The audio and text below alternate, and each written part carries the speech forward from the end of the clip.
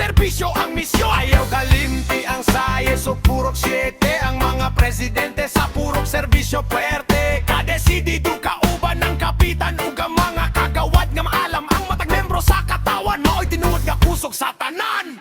Dili mabungkag, dili mabahin, murag semento nga ligton. Kanitoan, initao, sa unahan kita mo paingon.